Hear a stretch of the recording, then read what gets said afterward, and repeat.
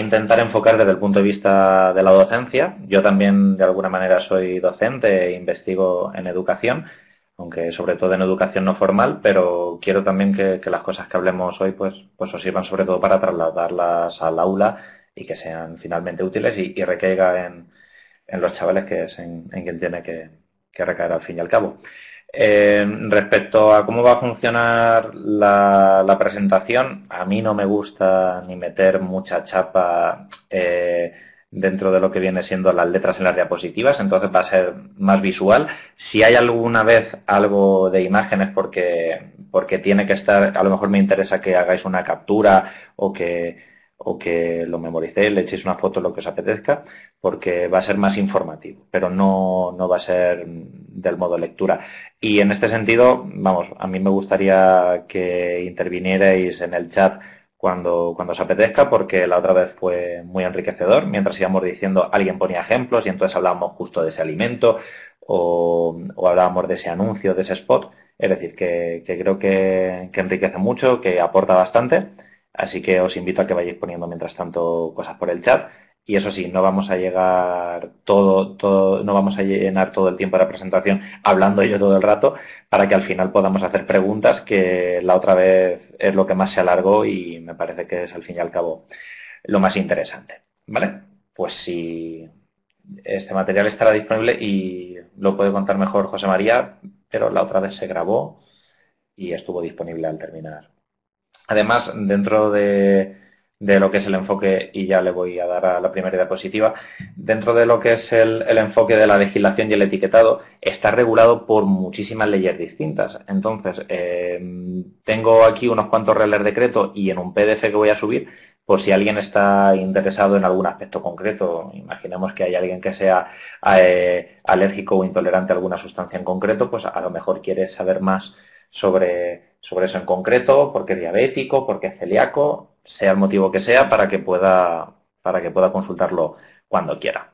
¿Vale?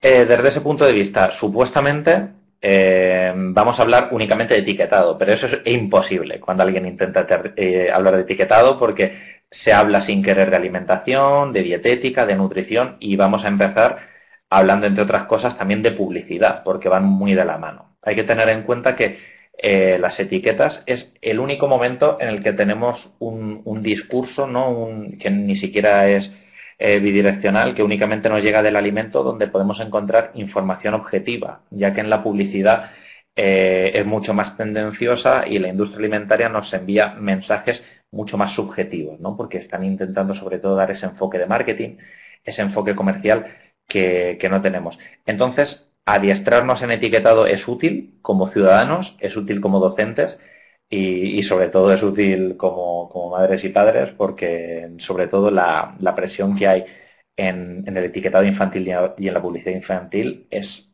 apabullante. Entonces, en ese sentido, voy a hacer uso de este libro que me encanta, de Eduardo Galeano, y vamos a empezar las cosas al revés. Quizás lo lógico sería que revisáramos algo de material de la legislación y ver cómo debería ser el etiquetado, pero me parece más motivante empezar por ejemplos que no se hace bien, que son los que tenemos día a día, para ver esas lagunas legales y ver qué vamos a estar atentos. Entonces, os voy a proponer empezar por unos malos ejemplos de etiquetado para ir rompiendo el hielo. Si se os ocurre algún mal ejemplo, pues lo aportáis también, incluso lo podemos debatir, pero creía conveniente empezar así, de esta manera. No sé si os acordáis, y dentro de lo que viene siendo el adiestramiento que vamos a ver hoy, para ver estas lagunas legales, bueno, lagunas legales, lagunas éticas, en fin, lo que queramos en cada momento. No sé si os acordáis de este anuncio de las leyes artesanas, que decían que era aceite de oliva 100%. Sí, tenían aceite de oliva 100%, ese aceite de oliva que únicamente constituía un 2% del peso del producto, del aceite que usaban en el producto. Es un claro ejemplo, ¿no?, de cómo el etiquetado, que aunque creamos que únicamente son letras y números, también influye mucho lo que viene siendo la imagen visual. Aquí podemos ver cómo hay un hombre, un campo, ¿no?, un aceite de oliva, dos olivas también, que nos están evocando bastante naturalidad, por decirlo de alguna manera. Este mensaje es completamente incoherente cuando podemos comprobar de una manera objetiva que ese aceite de oliva virgen extra o no virgen extra, que aquí ni siquiera hace referencia, ergo no es virgen extra seguro, nos está diciendo que únicamente corresponde un 2% del peso. Estas patatas tuvieron que retirarlas y el anuncio de la izquierda pasó al anuncio de la derecha cuando ya pues simplemente dejaron la imagen del aceite de oliva y pues le dieron más importancia al corte ondulado, ¿no? Es un claro ejemplo de mal uso del etiquetado o de uso fraudulento. Este anuncio a mí me encanta, este etiquetado, ¿no? El de pipas sin sal, ingredientes, pipas y sal, de Javier Badía, que es esta foto. No, es una de las contradicciones que podemos encontrar día a día y que en este caso nos puede decir mucho de lo que es necesario para tener sin, es decir, que es algo que sea sin, que es algo que sea sin cafeína, que es algo que sea sin azúcar, que es algo que sea sin grasas. Todo lo que dice sin es sin, ¿no? Pues hablaremos de esto también, pero es bastante chocante, ¿no? Como en una etiqueta tan pequeña que apenas tiene información, ya vemos una contradicción tan aparente. No he logrado, era uno de mis ejemplos favoritos de poca cultura del etiquetado, pero anteriormente había en el supermercado Mercadona había unas aceitunas que eran bajas en colesterol. No sé si estáis familiarizados con lo que es el colesterol a nivel químico, pero en los productos vegetales no hay colesterol, por definición. Eso no quiere decir que sean ni más buenos ni menos malos respecto al colesterol, eso es independiente. Pero un producto vegetal nunca va a tener colesterol. El hecho de que hubiera aceitunas que no estaban rellenas de nada, no es que digas, bueno, son aceitunas rellenas de atún y pueden tener algo de ese colesterol del atún. No, no, no, o de anchoa. Eran aceitunas, simples aceitunas y eran bajas en colesterol, ya no sin colesterol, que podría ser una redundancia o algo que no aportaría información, eran bajas en colesterol. ¿Qué habían hecho con esas aceitunas? ¿Les habían añadido colesterol a posta? ¿O que era, vamos, bastante poco trabajo de documentación por parte de la empresa que hizo el etiquetado?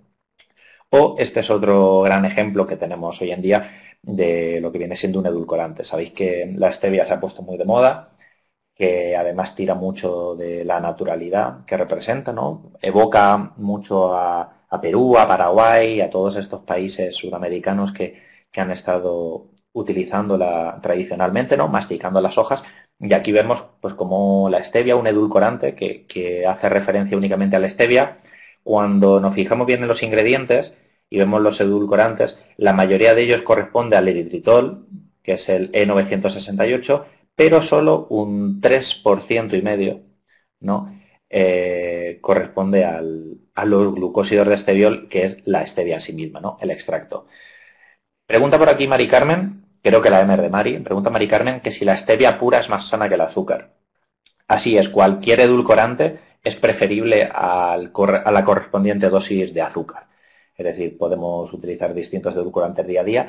Sí que yo, personalmente, como dietista nutricionista, no aconsejo abusar de ellos, ya no porque sean, como se decía anteriormente, hace muchos años, que fueran cancerígenos, eso está muy desmitificado, pero sí que es cierto que los edulcorantes se asocian a cambios en la flora intestinal, se asocian a cambiarnos el umbral del sabor y claro, no es bueno acostumbrarse a un sabor dulce de por sí porque no van... El día de mañana nos vamos a acostumbrar. Los siropes no se consideran edulcorantes porque tienen más cantidad de azúcar. Entonces, la stevia es un edulcorante como otro más.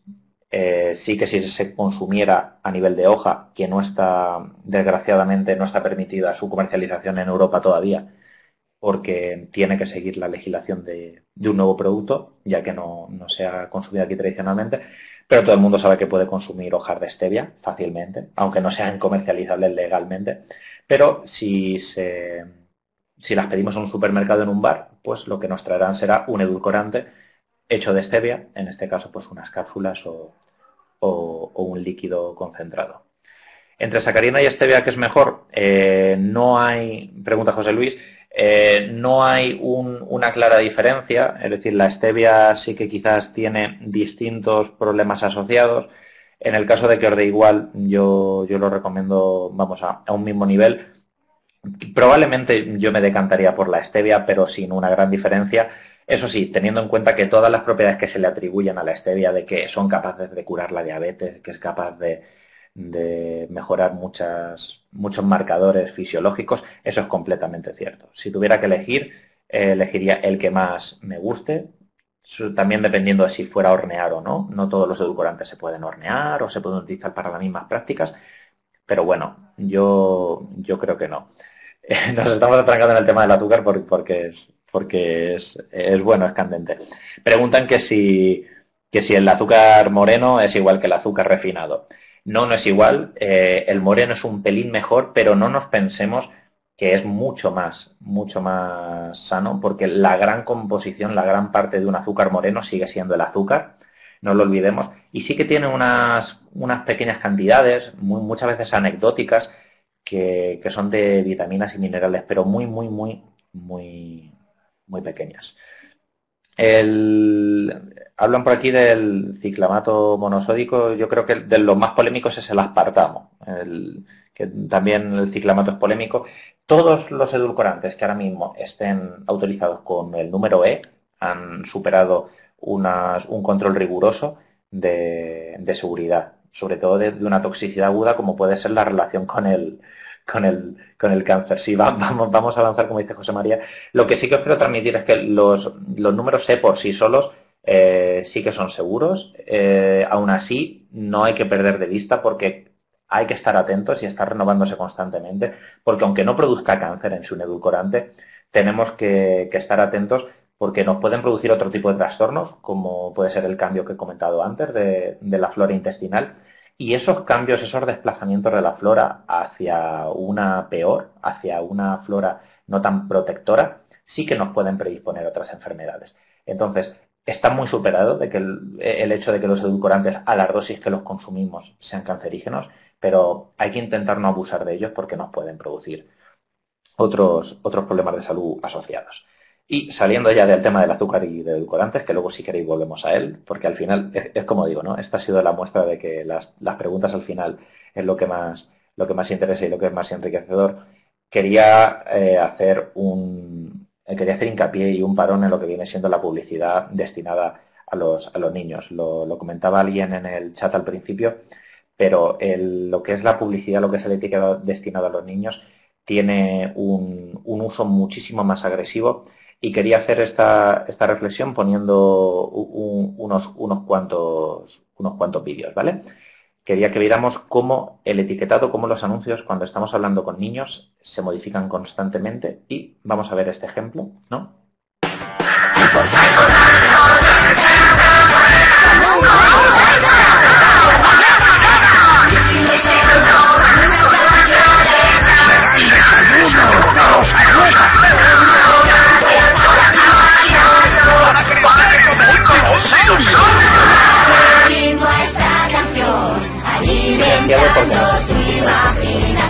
Y recuerda que un buen colacao con galletas es el desayuno de los atletas. Vale, aquí tenemos un ejemplo de cómo parcialmente las empresas, la industria alimentaria se suele quedar con la imagen que quiere. Si os dais cuenta, un anuncio que está destinado a los niños o un etiquetado que está... la mayor parte de él, lo que podemos ver es como el alimento apenas sale, pasa ya no un segundo, sino casi a un tercer plano y en este sentido lo que le llama la atención al niño son otras cosas. Voy a poner un último ejemplo y simplemente comentar, el colacao y las galletas no es el desayuno de los atletas, por mucho que lo digan, os aseguro que los atletas no desayunan eso y os aseguro que un producto como el colacao y un producto como las galletas son bastante superfluos y no deberían estar en el desayuno del día a día de nuestros chavales. Voy a poner uno que me parece el más fuerte de todos, para mi gusto. No sé si antes se me ha escuchado con retorno, esta vez lo voy a reproducir, pero voy a poner mi ordenador en silencio, ¿vale? Para cerciorarme que no os molesta. Atención a lo que dice y al anuncio. 1, 2, 3, 4. Los Angry Birds están aquí. Los Angry Birds te los puedes beber. ¿Y a qué saben? ¡Sorpresa! O sea, son zumos bueno, mejor dicho, refrescos sin gas no pueden cumplir ni la categoría de zumo, que mirad lo que es el etiquetado en sí mismo, ya no aparece ninguna relación al alimento. El propio niño del anuncio dice, ¿y a qué saben? Y dice, sorpresa. Y lo dicen tan orgullosos en el anuncio. ¿A qué sabe sorpresa? ¿Por qué? Porque no eres capaz ni identificar de qué va a ser la bebida que le vas a dar a tu hijo. Y lo dicen de una manera orgullosa. Pues podemos intuir que quizás, y con suerte, el rojo será de fresa, el amarillo de piña, el verde de kiwi. Pero vamos, decidme de qué va a ser la bebida negra, porque es realmente un misterio, no te lo dicen, va a ser una sorpresa el sabor y me parece que esto no debería y no cumple nuestra norma de etiquetado, desgraciadamente se siguen haciendo. El código PAOS, que es el que autorregula, y sí, insisto en autorregulación, no hay, la publicidad infantil no está regulada de una manera estricta, sino que son las propias empresas las que deciden autorregularse, tiene esta clase de ejemplos que claramente muestran cómo los niños están desprotegidos ante esto. ¿Por qué? Porque al final vamos a adquirir el batido por otros motivos, que no son la bebida en sí misma. Sabéis que pasa lo mismo con ejemplos como el Happy Meal o cosas parecidas. Pero vamos a volver. Preguntan por aquí que pensaba que el Colacao está bien. Es un ejemplo muy típico, es decir, nos han dicho que el colacao nos da energía, ¿no? Es la clase de eufemismo que se le suele decir a un alimento que está lleno de azúcar, que da energía, que te activa. Estas cosas son completamente falsas. El azúcar es completamente prescindible y no aporta nada interesante en la dieta. Entonces, cuanto más lo limitemos mejor, y la mayor parte de lo que tenga el colacao es azúcar. Mucha gente dirá y defenderá el colacao, sí, pero tiene cacao, porque el cacao es sano, pero el cacao que aparece en el colacao es anecdótico. Lo mismo podemos decir de Nesquik u otro derivado de chocolatear el desayuno. Entonces, hago hincapié en eso, por mucho que nos digan y en el etiquetado esté orientado para niños diciendo que es un gran desayuno, probablemente no lo sea, porque los buenos desayunos no están diseñados para los niños. Y si pensáis aquellas cosas que en su etiquetado ponen que son de desayuno, es bastante paradójico. ¿Por qué algo tiene que ser de desayuno? ¿Y por qué no de merienda? ¿Por qué no de comida? Es muy claro. Han conseguido inculcar esa rutina en nuestro día a día, haciendo que desayunemos cereales y galletas, que se puede tomar de una manera esporádica, pero sin duda no deben constituir lo que viene siendo el desayuno de nuestro día a día. Y parece que no hay más alternativas, ¿no? Parece que no te puedes desayunar un yogur, que no se puede desayunar fruta o que no puedes desayunar un plato de comida, ¿no? Ese es el problema. Cuando cambian los paradigmas culturales y nos hacen pensar que no son tan cereales, o sea, tan saludables. Dice Mari Carmen también que hay cereales no azucarados que sí son sanos. Yo diría que son menos perjudiciales. Es decir, esos cereales no tienen tanta cantidad de azúcar, pero pensemos que es un alimento pues, que tampoco es un almidón que no nos va a equiparar, por ejemplo, si desayunáramos una macedonia, un yogur, unos frutos secos o quizás una tostada con queso, una tostada con algo de proteína, un jamón, en fin. Comida que al fin y al cabo es mucho más interesante desde el punto de vista nutricional, por supuesto. Sigo y aquí tenéis una muestra, no quiero que leamos este texto, me refiero era para poneros este ejemplo de cómo aquellas personas que sí que se interesan por el etiquetado y cuando esa información está disponible, al final suelen hacer mejores decisiones, suelen tomar mejores decisiones en un restaurante a la hora de comprar. Entonces, tomar también en cuenta que estas cosas que estamos haciendo hoy, que van a ser útiles, ¿vale? Y confío ciegamente en que van a permitir que hagáis mejores selecciones mañana y las podéis transmitir. Entonces, esta cantidad de texto que hay aquí la vamos a utilizar de referencia para la siguiente parte del taller. Os quiero dar ahora mismo 30 segundos para que, si no estáis en casa, a lo mejor estáis en el trabajo, que cojáis cualquier producto alimentario que esté en vuestra casa, a vuestra mano en el trabajo, donde estéis ahora mismo, si puede ser, confío en que al menos tengáis una botella de agua, si no es así, y que por favor vayáis a por ella porque vamos a analizarla. Entonces, me espero 30 segundos para que vayáis a por la etiqueta que sea, a por el producto alimentario que sea. Yo tengo aquí delante una botella de agua, Tengo también algún producto que nos han enviado a la universidad a analizar, que es el que he puesto de ejemplo, pero podéis utilizar, vamos, bastante cualquier cosa.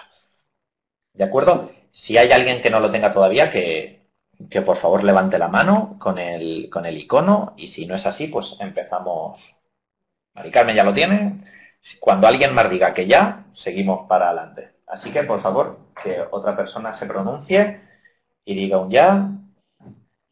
Vale, tenemos por aquí. Perfecto. Muy bien. Esta diapositiva no quiero que esté aquí mucho tiempo, pero sí que creo que es importante. Muy bien, ya veo que hay bastantes cosas. Entonces, quiero que miremos lo que es cada cosa, ¿no? La denominación de venta del producto. ¿Qué es la denominación de venta del producto?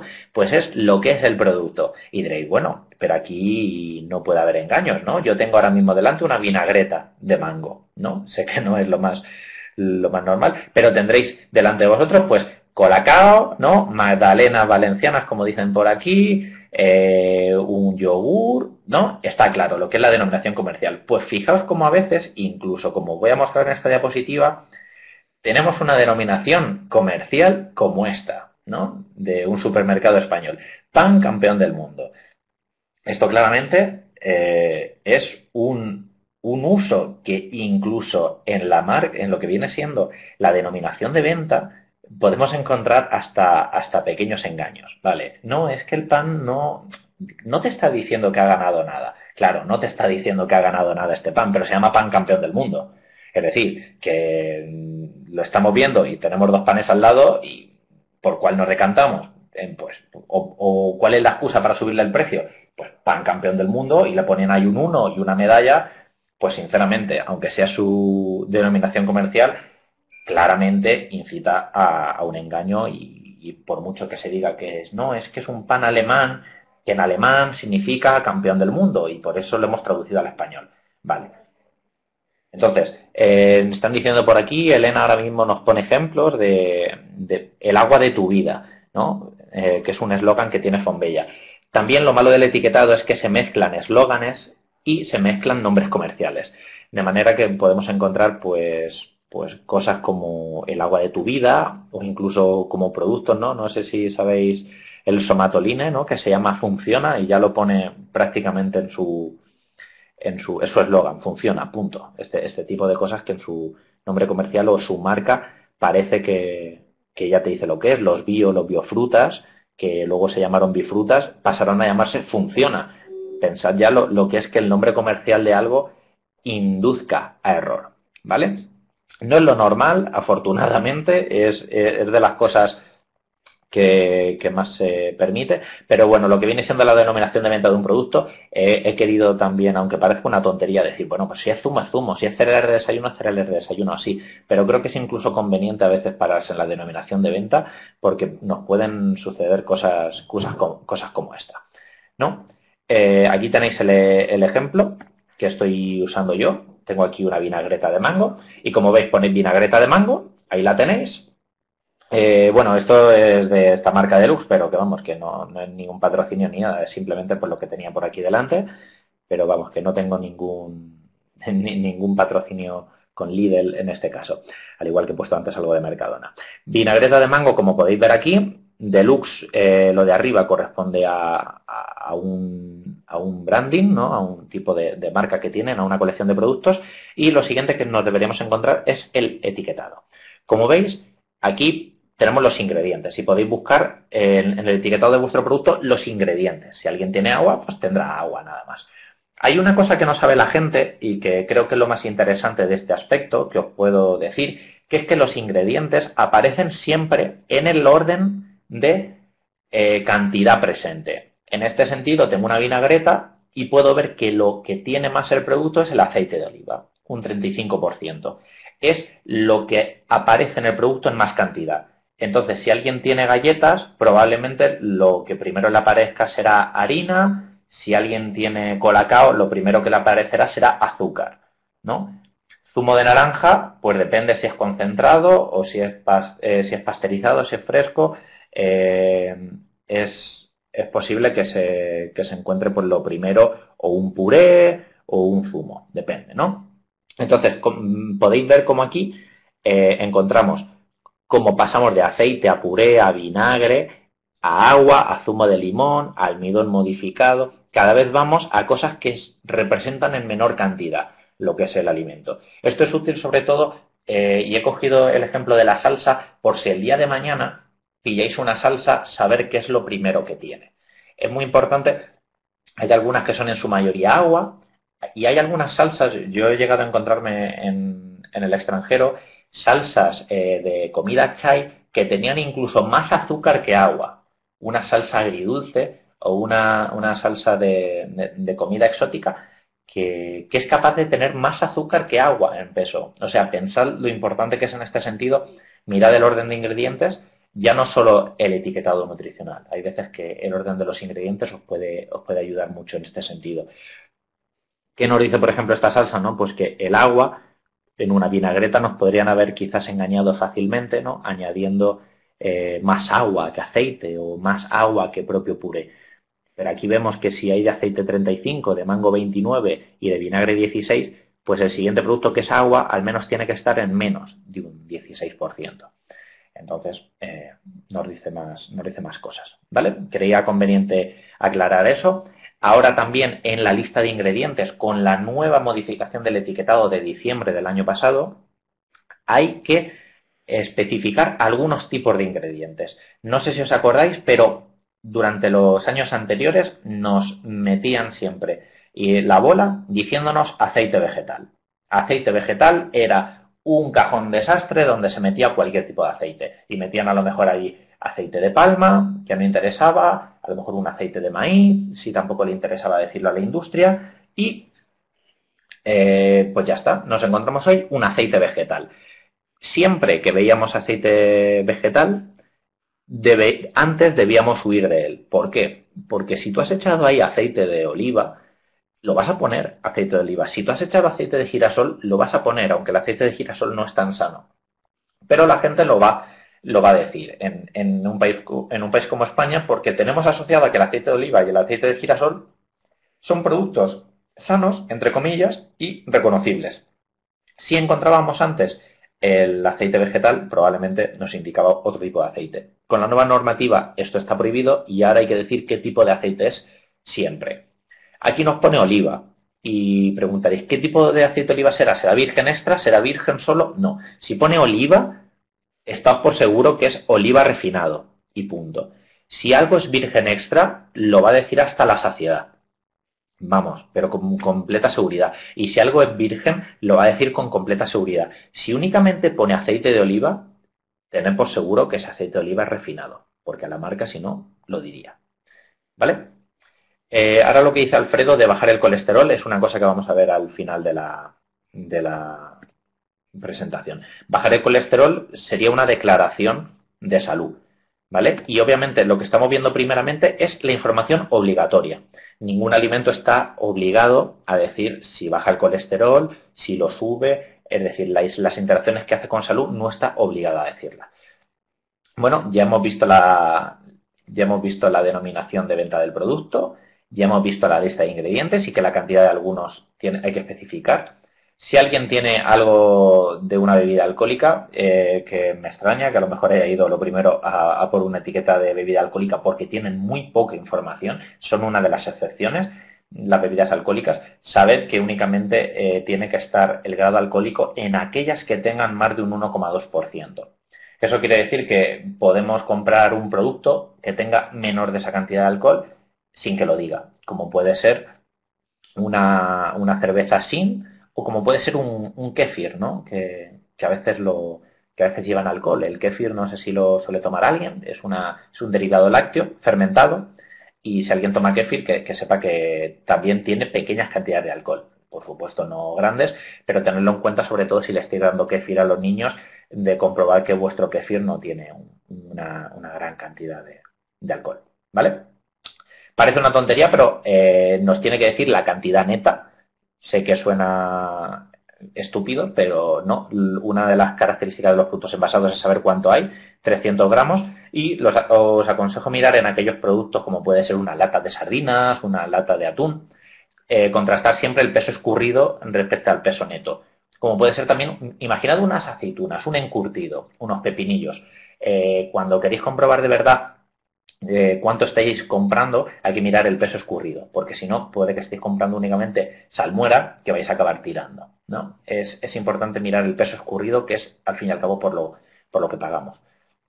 Volvemos, y aparte, fecha de duración mínima y fecha de caducidad.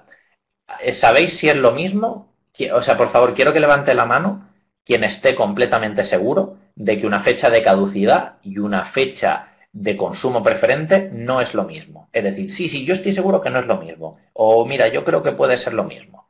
Que por favor levante alguien la mano si está seguro de que no son lo mismo. Vale, tenemos únicamente un caso. El resto vemos que, bueno, José Luis se une al carro. Es una cosa que no ha estado muy bien transmitida a la sociedad y efectivamente no es lo mismo. Las cosas que tienen fecha de duración mínima son cosas, mira, vamos a verlo aquí. ¿Dónde está aquí el ejemplo? Veis que pone consumir preferentemente antes de fin de lote. Pues eso es una fecha de consumo preferente, porque pone consumir preferentemente, ¿no? Es obvio. La diferencia entre un consumo preferente y una caducidad es el riesgo que nos entraña para la salud. Una fecha de caducidad es ya que ese alimento pasado de fecha nos puede provocar una toxinfección, por ejemplo, ¿no? Una carne que comprásemos envasada, imaginad que vamos y compramos una carne picada o un pescado congelado, bueno, un pescado congelado, o mejor dicho, un pescado refrigerado, y pone consumir preferentemente antes de, y nos pone una semana, ¿no? Hoy es día 9, imaginemos que nos pone el día 16. Pues eso quiere decir que las bacterias que tiene, los microorganismos que tiene ese alimento han seguido creciendo a pesar de estar en un estado de refrigeración, y a partir de esa fecha sí que entraña un riesgo. Eso es lo que es la caducidad, ¿vale? A partir de la fecha de caducidad no se debería consumir ese alimento. ¿Cuál es la diferencia? Que un consumo preferente nos dice que pasada esa fecha, es decir, yo esta lata que tengo hoy aquí en abril de 2015, ¿me la puedo tomar en abril de 2016? Si la fecha de consumo preferente es enero de 2016, sí puedo tomármela, no debo tener ningún riesgo, pero el problema es que a partir de esa fecha sus características organolépticas no van a ser iguales, para nada. Por eso se prefiere, ¿no? Lo que te recomiendan es que preferentemente la consumas antes de eso. Es cierto que no tienen por qué entrañar riesgo, pero algunos alimentos pasados mucho la fecha de consumo preferente pueden estar muy malos. Algo que se haya podido enranciar o algo que haya estado congelado mucho tiempo, es posible que se haya oxidado también. Es decir, no hay que tomarlo únicamente, bueno, pues estará menos bueno. Tampoco es conveniente, pues un aceite, ¿no? Un aceite no tiene fecha de caducidad, tiene fecha de consumo preferente, pero no es conveniente si ha pasado mucho tiempo tomarlo, y sobre todo también lo que influye es las condiciones de conservación. Entonces, tened cuidado con esto y tened en cuenta eso, que un producto fresco tendrá fecha de caducidad, una carne, un pescado, mientras que algo enlatado tendrá fecha de consumo preferente. Y ese es también un ejemplo que podemos ver en una leche. No es lo mismo comprar una leche UHT, que son las que tenemos en el Tetra Brick, que una leche que podemos encontrar refrigerada, pasteurizada, ¿vale? Entonces, una puede aguantar mucho más tiempo, otra aguanta muchísimo menos, ¿de acuerdo? Pasado la fecha de consumo preferente y la fecha de caducidad, nos vemos a condiciones especiales de conservación. Es normal que lo encuentre, creo que no hace falta detenerse mucho aquí, ¿no? En mi caso la salsa pone una vez abierto, conservar en el frigorífico, y a lo mejor a vosotros los vuestros pues os puede poner conservar en un sitio seco, conservar en un sitio fresco, ese tipo de cosas, ¿no? Modo de empleo, en fin, si hay que agitarlo, si hay que mezclarlo con algo, y bueno, todos los datos de la empresa, el lote y de dónde procede. Es decir, no creo que lo más interesante os lo he querido transmitir de lo que se puede encontrar así a priori. Y diréis, pero bueno, a mí me parece una tabla nutricional, pero no es de obligado cumplimiento. No, la tabla nutricional que pongo ahora mismo en pantalla y que muchos de vosotros tendréis ahora mismo en vuestro alimento, no es obligatorio ponerla. ¿Cuándo es obligatorio ponerla? Cuando esa empresa o ese producto hace una declaración nutricional. Imaginad que yo digo, mi producto es bajo en azúcar, ¿no? O es sin azúcar. Entonces sí que es obligatorio poner la tabla nutricional, pero no tiene por qué. Y hay algunos productos porque están exentos de poner la tabla, como puede ser a lo mejor las bebidas alcohólicas. Las bebidas alcohólicas no tienen que poner esta tabla de manera obligatoria. Sí que es conveniente, es decir, la mayoría de las empresas la pone porque al menos da la sensación de que le da más información al consumidor, ¿no? Y aquí pues podemos, mira, poner sin colorantes y sin conservantes es una declaración que no es obligatoria para nada, como dice ahora mismo María Aránzazu, pero obviamente a muchas empresas les gusta poner eso. ¿Por qué? Porque da la sensación de eso, de que es como más natural, podríamos decir, aunque la naturalidad en la alimentación está un poco entredicho, ¿no? ¿Qué es natural? ¿Un yogur es natural? Algo que pones a 37 grados incubado con estafilococos y lactobacillus en condiciones controladas puede ser natural. Es decir, en alimentación la naturalidad no existe y el término 100%, el término 100% natural nos dice muy poco, ¿vale? De hecho, en el blog hay un artículo que explica claramente eso y que verdaderamente no nos dice nada que algo sea 100% natural. A ver, sigo por aquí. Esto es como estaba hasta ahora. Imagino que tenéis una tabla nutricional y está dividida en distintas columnas. Una es la información por cada 100 gramos. Esto es muy interesante porque para poder comparar un alimento es bueno que tengamos siempre la referencia por cada 100 gramos. Porque la porción, que en mi caso es 60 gramos, pues si alguien tiene galletas, a lo mejor su ración de galletas es 20, si otro tiene su ración de queso es 60, si otro tiene su ración de leche es 200 mililitros, ¿no? Entonces, esa es la cuestión. No es lo mismo hacer comparaciones por cada 100 gramos que por ración. Entonces, hay que ponerlo de las dos formas. Maricarmen pregunta que para que un producto sea sano, ¿cuánta sal es aconsejable por cada 100 gramos? Yo diría que no podríamos caracterizar ni decir si un producto es sano únicamente por el sodio. Es decir, la tendencia actual sí que es reducir el sodio, sobre todo en personas que tengan problemas cardiovasculares. Pero pensar que, por ejemplo, la sal, podríamos comprar 1 kilo de sal. ¿Debemos entonces decir que la sal es un alimento poco sano? Porque tenga por cada kilo de sal 1 kilo de sal. No, el problema yo lo diría a que muchos productos procesados tienen gran cantidad de sal, uno detrás de otro, y ese consumo a lo largo del día es el que puede perjudicar. Entonces, lo que hay que intentar hacer ya no es evitar siempre la sal, sino yo recomendaría intentar minimizar la cantidad que tomamos de productos procesados. Cuando tomamos un producto procesado, como puede ser esta vinagreta, o como tendréis en casa galletas o tendréis salsas, siempre que tendemos a consumir productos procesados, no es que sean malos por sí mismos, por el hecho de estar procesado, pero la industria tiende a utilizar peores materias primas. ¿Qué pasa entonces? Que probablemente usen más sal para que nos guste, probablemente utilicen más azúcar para que nos guste, la grasa muy probablemente va a ser de peor calidad y las materias primas pues al fin y al cabo también van a serlo de peor calidad. En eso se basa la premisa de que los alimentos procesados son peores, no porque el hecho de procesarlos sea peor, ¿no? Sino el hecho de que tienden a poner todo este tipo de materias primas que son menos saludables.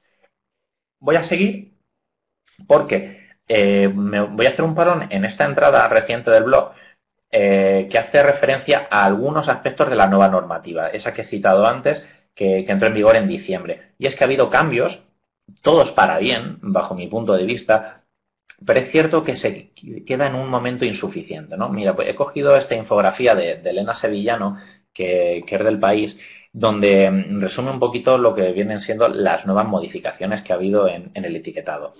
El origen de los alimentos se ha mejorado, sobre todo aquellos de productos cárnicos, donde ya se puede saber mucho mejor el origen, de dónde viene nuestro filete, de dónde viene nuestro pescado. Antes era mucho más difícil saberlo. Los alérgenos, no sé si alguien tendrá en el etiquetado algún alérgeno, pero a partir de diciembre es obligatorio que el alérgeno tenga que estar marcado en negrita, en cursiva, en subrayado, es decir, tiene que destacar respecto al resto. ¿Para qué? Porque si yo soy alérgico, por ejemplo, a los frutos secos, me tiene que aparecer el cacahuete en negrita, ¿no? Ese es el problema. Se ha aumentado el tamaño de letra, entre otras cosas, lo que ya he dicho de especificar algunos productos como el aceite, y creo que también es importante el hecho de que ahora es obligatorio poner toda la información nutricional junta. Parece una tontería, pero antes te encontrabas unas cosas en un lado de la etiqueta, otras en la tapa, otras en el reverso, y ahora es obligatorio poner todo el etiquetado nutricional en el mismo sitio.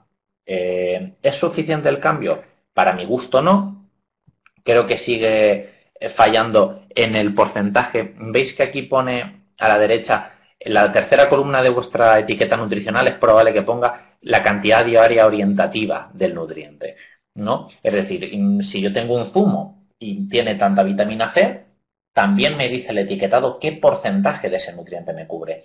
Problema, que el etiquetado sigue tomando como premisa algunos consumos que no necesariamente tienen por qué ser esos. Estas ingestas de referencia las toma como dogmáticas y verdaderamente no tienen que ser así. ¿Por qué me tomo azúcar y me tiene que decir que lo recomendable es 90 gramos? No, eso no es positivo, no hay que tomar 90 gramos de azúcar al día, cuanto menos mejor. Y la sal, no hace falta llegar a 6 gramos de sal al día.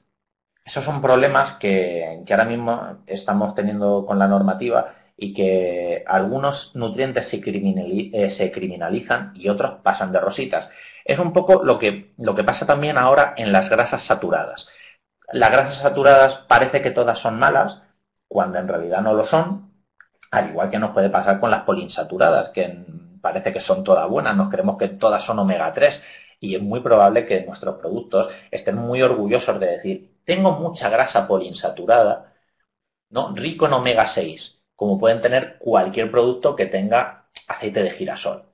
Es decir, lo que podría ser una defensa del consumidor diciendo, mira, esta grasa es buena o esta grasa es menos buena, desgraciadamente se queda insuficiente. Se criminaliza las saturadas sin que todas sean malas y, por ejemplo, las que se van de rositas son las grasas trans.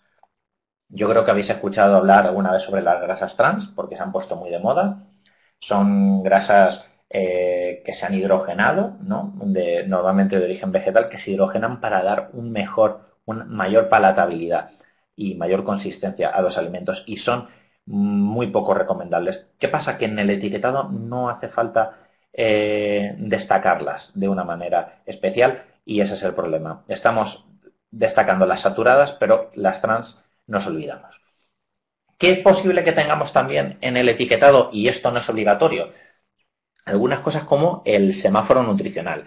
Esta cosa que, por ejemplo, tiene Eroski en nuestro país, a mí personalmente no me gusta por los mismos motivos que he puesto. Y nos coge distintos nutrientes y nos dice si son, ¿no? En verde, amarillo, naranja nos va a aparecer el semáforo dependiendo de la cantidad que haya de ese nutriente. Pero yo os pregunto, y de una manera crítica, ¿que un producto tenga mucha grasa lo hace malo? No, no es así. La grasa no hace malo un producto. Una botella de aceite de oliva es 100% grasa y 100% grasa muy saludable. El problema de considerar que hay cosas como la grasa o la grasa saturada y que sea siempre malo y porque algo tenga mucha grasa tenga que aparecer con un semáforo rojo, quizás no es positivo. Es un prisma más personal desde un punto de vista educativo que creo que sería más importante inculcar en el alimento y no tanto en un nutriente como puede ser la grasa, ¿no? En este sentido, pues hay otro tipo de semáforos, ¿no? Más concretos en otros países. Aquí veis como algo que sea alto en azúcares, cosa que en este caso sí que comparto, aparece en rojo, ¿no? Y aquí pone bajo en grasa saturada como si fuese algo algo positivo, que depende del tipo de grasa saturada, lo será. Aquí tenéis algo que es bajo en fibra y lo pone como rojo. Bueno, no tiene por qué ser rojo, es decir, si no estamos esperando encontrar fibra en ese producto, pues es normal, hay productos que no tienen fibra, pero imagina que compramos una docena de huevos. ¿Por qué nos tiene que aparecer bajo en fibra como rojo? Pregunta José Luis que si es obligatorio para España o para toda Europa. No, el etiquetado nutricional, o sea, estamos hablando del semáforo, el semáforo no es obligatorio. Lo que es obligatorio en España es lo que he puesto al principio. Esto es obligatorio. Todo lo que veis en esta diapositiva actualmente. Cosas como el etiquetado nutricional solo serán obligatorias si hay una declaración nutricional, como por ejemplo light, bajo en grasa, alto en fibra. Ahí sí que es obligatorio, pero un semáforo nutricional de este estilo, como estaba mostrando antes, es completamente voluntario. Ese tipo de cosas no es obligatorio mostrarlas. Únicamente, pues eso, ingredientes, alérgenos, por supuesto los alérgenos son obligatorios. No sé si tenéis en vuestro ingrediente algo que esté resaltado con negrita o con subrayado, pero es prácticamente de lo más importante.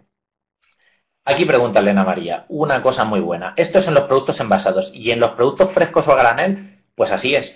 En los productos frescos a granel no están etiquetados y eso es un error, entre comillas. Es decir, quizás sí que es cierto que es mucho más difícil estandarizarlo. Yo me puedo comprar una merluza y yo no sé qué va a haber en mi merluza, pero quizás sería conveniente que en frutos secos, en pescado, en carne que se compra al corte, que al menos haya algo de información. Yo sé que en una carnicería no se puede tener un etiquetado para el lomo, para el contramuslo, para el muslo, para el conejo, para la cabeza, para el hígado. No sería práctico, pero sí que podría haber algunos paneles informativos que nos pudieran permitir eso. Que precisamente ahora por eso vamos a ver, vamos a ver qué hacer en ese sentido. Esta diapositiva que estáis viendo ahora mismo es un ejemplo de etiquetado y de propuesta del Instituto de Agricultura de Estados Unidos. Como podéis ver, se criminalizan cosas que no deben y otras no. Aquí veis. Limita estos nutrientes. ¿Cuáles? El colesterol, las grasas trans, cuando el colesterol como nutriente no tiene por qué ser malo. Es decir, nuestro colesterol, y no me voy a parar aquí mucho, pero si queréis está más ampliado en el blog, los productos que tienen colesterol no tienen por qué subir el colesterol. Hay productos como un boquerón, que tiene colesterol y ayuda a reducirlo, y hay otros productos como puede ser un croissant que no tiene colesterol y lo puede subir. Es decir, eso de criminalizar al colesterol o alimentos como los huevos porque tengan mucho colesterol está completamente fuera de lugar. Y en cambio aquí vemos como los azúcares ni siquiera están marcados como que hay que limitarlo, ¿no? Un ejemplo de una mala información con colorines que podría ayudar, pero en este caso no lo está haciendo mucho. Paso a la siguiente porque quería que vierais esto. Esto es una tabla de composición de alimentos española, ¿no? Bedka. Voy a detener el uso compartido para que veáis mi escritorio, ¿vale? Ahora mismo debéis ver lo que estoy viendo y me voy a meter a Bedka. Aquí. Esta es la base de alimentos española, ¿vale? Me meto en la base de datos y voy a consultar un alimento. Vale, no me va porque estoy en el otro navegador, lo voy a hacer aquí, en el Firefox, que es el que estaréis viendo en estos momentos. Entro en Bedka, por si alguien quiere entrar también, a la vez, bedka.net, me meto a la base de datos y consulto. Y veréis que aquí me aparecen grupos de alimentos. Pues yo puedo poner una lista alfabética y le voy a dar, por ejemplo, a la M para buscar lo que tiene una manzana. Y aquí nos pondrá los ingredientes.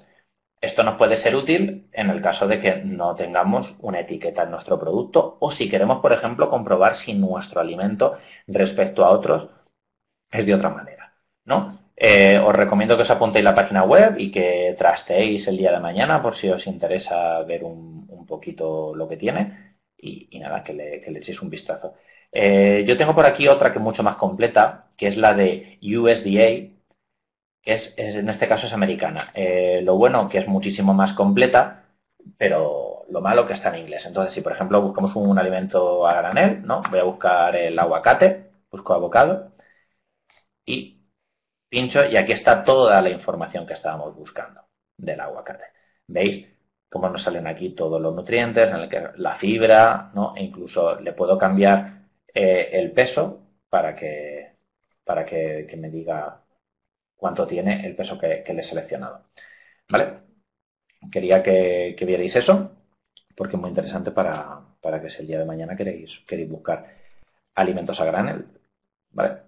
Pues retomo la presentación y, a ver, ¿dónde la tengo? Aquí están los ejemplos por si no me funcionaba internet.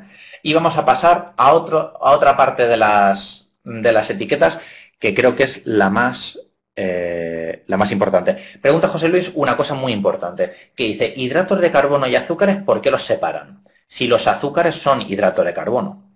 Así es. Es decir, el azúcar es un tipo de hidrato de carbono, pero no todos los hidratos de carbono tienen que ser azúcares. Mira, nos vamos a ir al ejemplo que teníamos en la presentación de la etiqueta americana, ¿no? Aquí está. Carbohidratos, 31 gramos. Y azúcares, 5. Es decir, ¿por qué los separan? Porque el efecto que hace en la salud un azúcar no tiene nada que ver al efecto que hace para la salud un hidrato de carbono convencional, que viene a estar unido. El azúcar es un disacárido, ¿no? La sacarosa se absorbe muy rápido, nos produce picos de glucemia muy altos en sangre, mientras que un alimento que tenga hidratos de carbono, pero no azúcares, puede ser más saludable. En este sentido, ¿qué estamos hablando? De unos garbanzos, de un arroz, de la pasta. Estos alimentos el cuerpo no lo tomamos y no responde nuestro cuerpo a que si nos estuviéramos tomando azúcar. No podemos comparar una lata de refresco con un plato de garbanzos. Entonces, en eso se basa la distinción de separar carbohidratos de azúcares.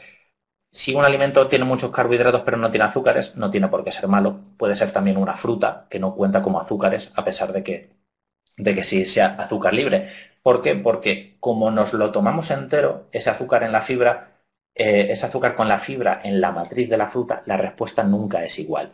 Eso sí, y os lo dejo claro, un zumo de frutas nunca es igual que una fruta. No tiene nada que ver. Repetía María que cómo se entra a buscar cómo se busca el alimento. Muy sencillo, entrábamos en Betka, lo repito una vez más, entramos en betka.net, aquí pone base de datos, pincho en base de datos, aquí pone consulta, pincho en consulta y aquí puedo buscar por lo que quiera. Alfabética, grupo alimentos, pues en alfabética, pues la R para buscar rábano. ¿Vale? Así de sencillo. Luego podéis explorar y veréis que es súper útil. Bueno, entramos a un punto del etiquetado un poco más conflictivo, como son las declaraciones. Aquí es donde nos pueden engañar fácilmente. ¿Por qué? Porque esto es lo que le interesa a las empresas para ganar dinero. Tenemos dos tipos de declaraciones. La declaración nutricional y la declaración de salud. Para que lo entendáis bien. Nutricional va a hacer únicamente referencia a la composición. Lo tenemos aquí, el ejemplo en la izquierda. Bajo en sodio. Este atún, estos lomos de atún, nos dicen que son bajos en sodio. Y eso es claramente objetivo y comprobable. ¿De acuerdo? Todas las declaraciones nutricionales están recogidas las que existen. ¿Cuáles son? Estas. Bajo valor energético, sin aporte energético, sin grasas saturadas, bajo en sodio, alto en fibra, alto en proteína, fuente de proteína, ese tipo de cosas, ¿no? Es alto, bajo, sin y de algo, suele ser el estilo. Light, para que os hagáis una idea, que es muy famosa, light es lo mismo que valor energético reducido. ¿Vale? ¿Qué es el problema? Que para que algo pueda ser llamado light o ligero, tiene que tener al menos un 30% menos de energía que lo de referencia. ¿Qué quiere decir eso? Yo el día de mañana no puedo inventar una mermelada light si no hay una mermelada de referencia. Yo no puedo inventar una mermelada de melocotón light y punto. Tiene que haber una en el mercado y que la mía tenga 30% o menos de calorías. Os voy a poner un ejemplo de mal uso del light o del ligero. Ved aquí. ¿Cenas ligeras o súper ligeras? Súper ligeras, pero con Thins, el pan fino. ¿Con pan? Con Thins, el pan 99 calorías. No me lo creo. Thin significa fino y su horneado circular crea una miga muy ligera que aguanta lo que le eche. Buenísimo. Me gusta tanto que ceno 2. Thins, el pan ligero de 99 calorías. Vale, como veis, el pan de sándwich Thins se llama a sí mismo pan ligero y no podría llamarse de esta manera. Porque puede que sea ligero desde el punto de vista que pese poco, pero ligero es lo mismo que si dijéramos light, y este pan no tiene menos calorías que los panes de referencia, tiene exactamente las mismas. ¿Por qué por ración tiene menos? Muy sencillo, porque este pan está cortado por la mitad, es el doble de fino. Entonces no tiene nada llamativo desde el punto de vista, no tiene nada especial, a pesar de que se autodenomine ligero, a pesar de que se autodenomine light. Es un pan al uso, simplemente que sus rebanadas de cada uno de los bordes de sándwich se han cortado la mitad de gruesas. Por eso puede presumir de que tiene menos calorías. Pero bueno, que en casa también podéis tomaros medio sándwich y es lo mismo que hacer un pan con los dos bordes la mitad de finos, ¿vale? Entonces, esto es muy objetivable. Las declaraciones nutricionales, y bueno, pues las podemos ver en nuestro producto. Si nuestro producto nos dice bajo en grasa, es que es bajo en grasa. Si nos dice bajo en sodio, es que es bajo en sodio, ¿vale? De estas cosas podemos confiar bien. Pero luego viene, ¿vale? Aquí tenéis el ejemplo del Thins para que veáis que tiene las mismas calorías que otro pan al uso, ¿vale? Lo podéis comprobar aquí. Pero viene luego el uso de las declaraciones de salud. Y aquí tenéis leche fermentada con LK6. ¿Cuáles son las declaraciones de salud? Y estas son las peligrosas, las que nos dicen que nos ayudan a reducir el colesterol, las que nos ayudan a mejorar nuestro sistema inmunitario. Os suena, ¿no? Este tipo de cosas. Las que mejoran nuestra concentración, este tipo de cosas. Es actualmente muy complicado demostrar que un alimento, pensad la cantidad de kilos de alimentos que tomamos a la semana, pues que un simple alimento nos pueda mejorar algo como el sistema inmunitario. ¿Qué pasa? Que la mayor parte de estas declaraciones suelen decir ayuda al normal funcionamiento. Pero decir que algo ayuda al normal funcionamiento no quiere decir nada. Es decir, que ese producto ayuda al normal funcionamiento como lo podría hacer otro. En esto se excusan muchos productos, como pueden ser las leches fermentadas, que utilizan una declaración de la vitamina B6, que es la piridoxina, y la ponen en cantidad suficiente para poder decir que nos ayuda al normal funcionamiento. ¿Por qué? Porque le han echado al menos un porcentaje concreto de esta vitamina. ¿Es por el LK6? No. ¿El Actimel ayuda por el LK6 Munitas? No. Es porque lleva esta vitamina B6. Y también la podría conseguir pues tomándome un plato de arroz con pollo, por ejemplo. ¿Qué pasa? Pues que no, eso no es llamativo y no se vende la leche fermentada al triple de precio.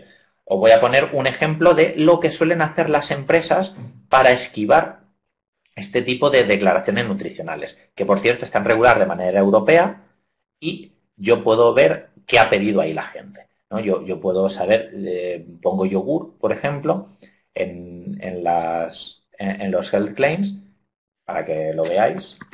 Health Claims es como declaración de salud. Y si yo me meto a la página web de la Unión Europea, de los Health Claims, como estoy entrando ahora, puedo ver, si sigo este proceso, que luego podréis ver más detenidamente en el vídeo, buscar las declaraciones que se han hecho, por ejemplo, con el yogur, ¿no? Y cuáles han sido autorizadas y cuáles han sido rechazadas.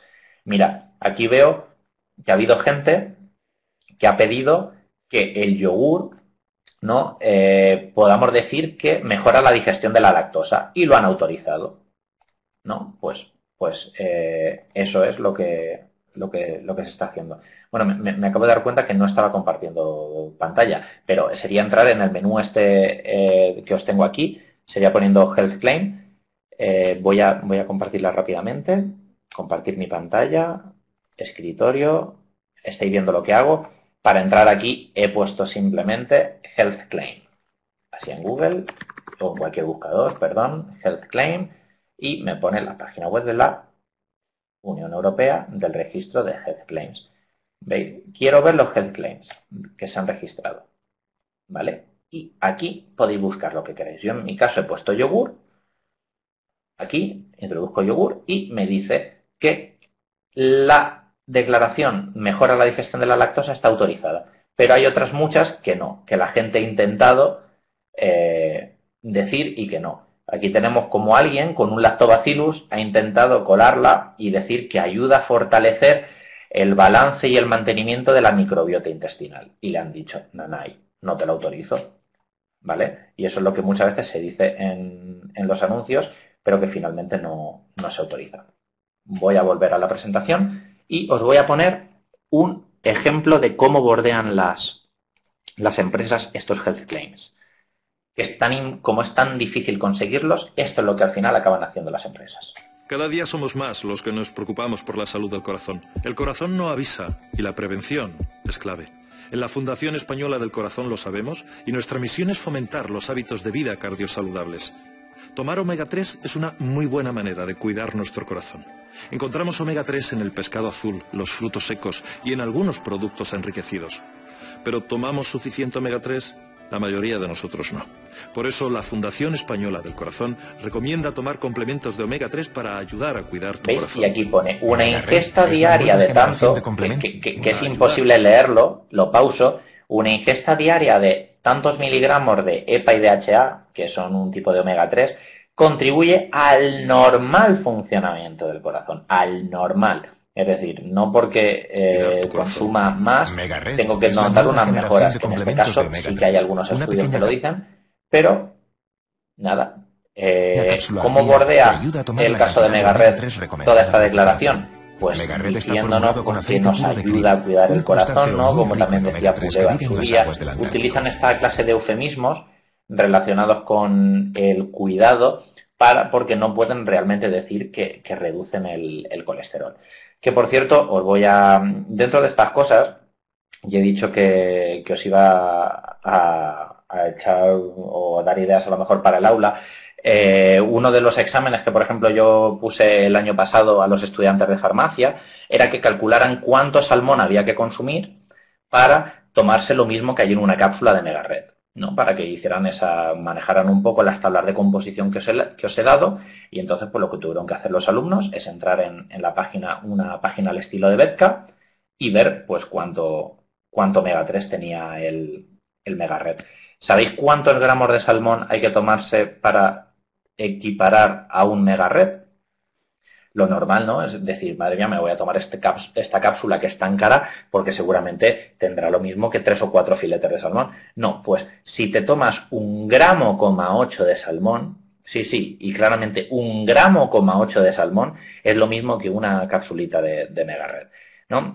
Por eso hay que estar muy atentos a los health claims estos que os he dicho al principio, porque aunque las empresas tienen que pedir un proceso de autorización, muchas veces juegan a este salto de, bueno, me escapo por aquí y te voy a decir que te ayuda a cuidar al corazón, te digo que voy a ayudar a que sea un desayuno inteligente, ¿no? Y en vez de decir que tu hijo se va a volver más inteligente, lo llamo desayuno inteligente, ¿no?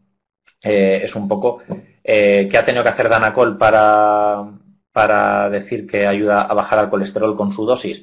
Pues seguir la autorización que os he mostrado antes y, en ese sentido, conseguirla.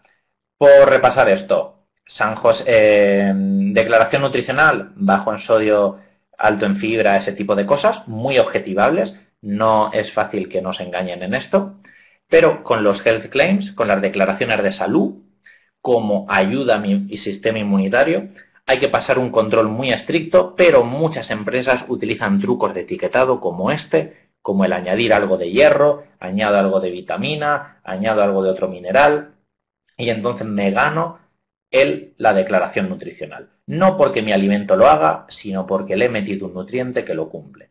Esto, desgraciadamente, debe cambiar pronto en Europa. Es un fraude, y siento decirlo así de claro, pero ahora mismo es muy fácil engañarnos como consumidores en declaraciones de salud. Entonces, os pido, confiad en las declaraciones nutricionales porque son fáciles de demostrar, pero dudad de las declaraciones de salud. Y por último vamos a ver un aspecto quizá más cultural, más culinario del etiquetado, que son los sellos. Ya no únicamente nos encontramos información relativa a la nutrición o a la salud y en el etiquetado, sino que nos encontramos este tipo de sellos que muchas veces se confunden y creo que es importante matizarlos. Sabemos, ¿no?, que nos dicen que algo, ¿no?, que nos evoca este tipo de sellos, calidad, como que algo es más bueno que el resto y verdaderamente lo que nos indica es diferenciación, una calidad diferenciada. Y en orden de estricto van de izquierda a derecha, es decir, una denominación de origen es lo más estricto, luego está la indicación geográfica protegida y por último la especialidad tradicional garantizada. ¿Cuál es la diferencia? Pues mira, lo voy a poner con productos manchegos para que se entienda. Una denominación de origen, lo de la izquierda, es un alimento que ha estado producido todas sus etapas en un sitio en concreto, ¿vale? ¿Cómo qué? Pues por ejemplo, como el queso manchego y como el azafrán de la Mancha. Esto quiere decir que todas sus fases han estado en un sitio concreto y que ese sitio concreto es el que le aporta sus características especiales. No es un azafrán cualquiera, no es un queso cualquiera, en este caso son quesos especiales, azafranes especiales. ¿Por qué? Porque se han producido en un contexto cultural y en un contexto geográfico concreto. ¿Qué sería menos estricto que esto? Por ejemplo, adquirir cordero manchego. ¿Y por qué el cordero manchego no es tan estricto? Porque el cordero manchego, como es indicación geográfica protegida, ¿veis?, nos indica que es de una geografía protegida en concreto. No es tan estricto porque tú un cordero puedes pedir esas chuletillas, pero las puedes pedir y comprar ¿sabes?, en Barcelona, las puedes comprar en Granada, o el cordero puede ser manchego, pero que lo han matado y despiezado en otro sitio.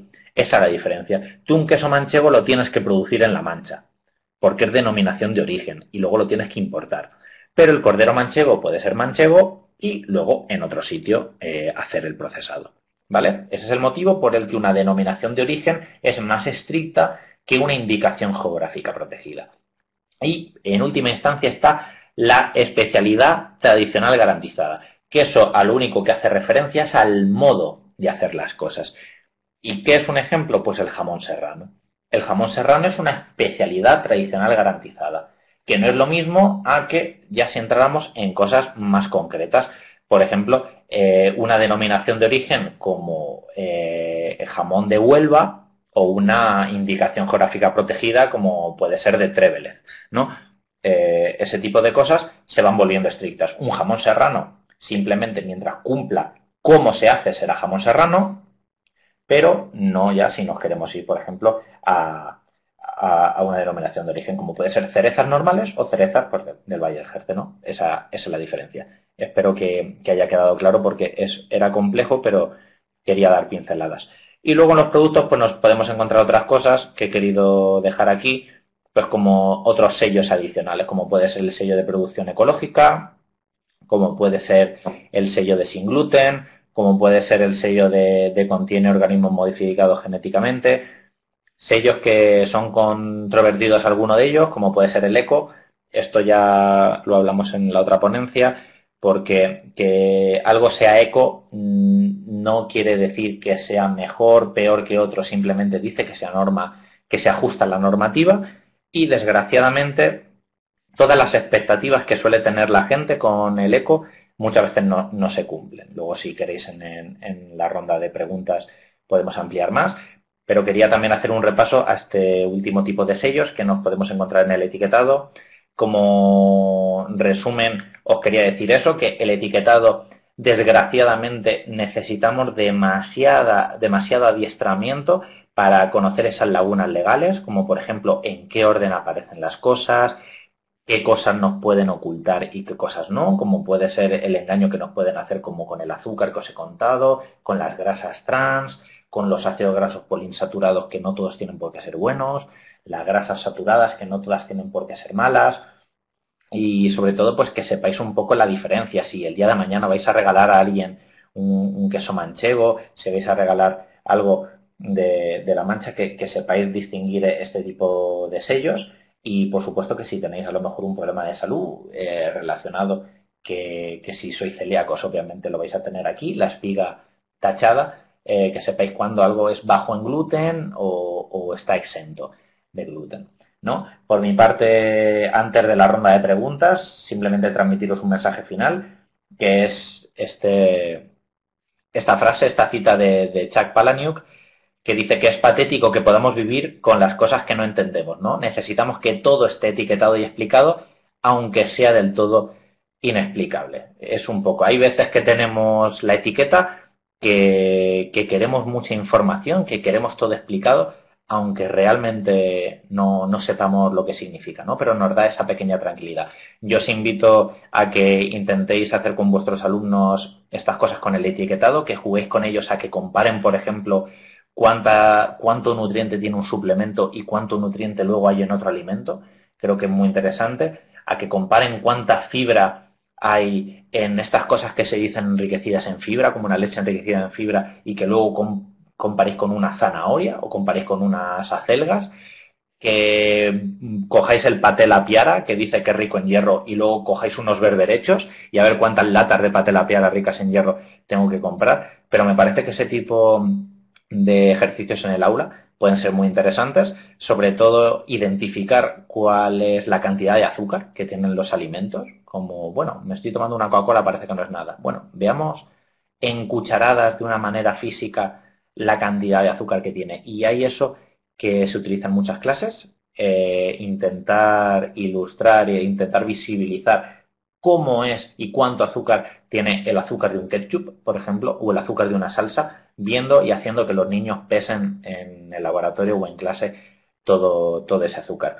Entonces, nada, con esa reflexión me termina mi exposición y bebo agua y nada, quedo a la espera de si queréis hacer alguna pregunta o queréis que profundicemos en algo en concreto.